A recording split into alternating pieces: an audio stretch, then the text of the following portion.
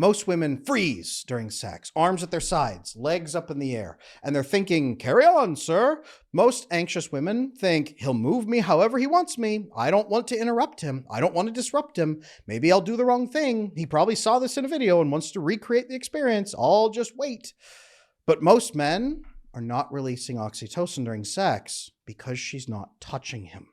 She's not grabbing handfuls of his hair, scratching his back, rubbing his arms or his shoulders, using her legs to embrace him. She's just flopped there, passive, waiting to be moved around like a doll. This is where the drunk octopus technique comes in. I call it that because you should look like a drunk octopus searching for her car keys, using all of your limbs actively.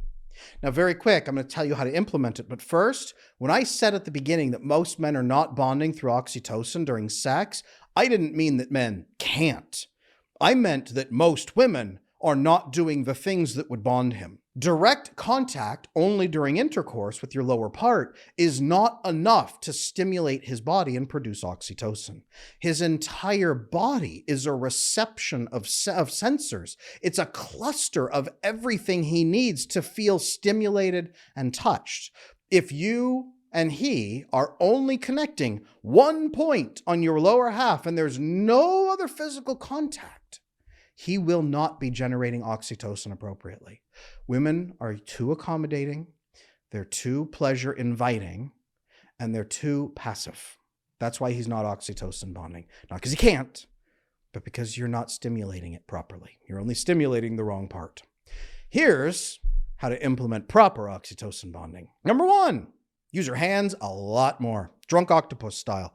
Use your hands to touch his head, touch his face, touch his scalp. I don't mean like grab his cheeks and squish him and say, "Aren't you adorable?" I mean like rub your hand on the side of his face, cup the back of his head or his ear, pull him in. If you want more kisses, pull on his head and pull him down to you for a kiss.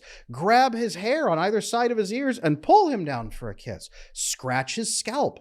Scratch his back. Men usually go crazy for this. Rubbing and friction, especially skin-to-skin contact, is huge for oxytocin release. We are born primed and seeking human body warmth on our body. And then we release overwhelming waves of oxytocin, but not through one point on our lower half, across our whole body, and especially the friction of rubbing.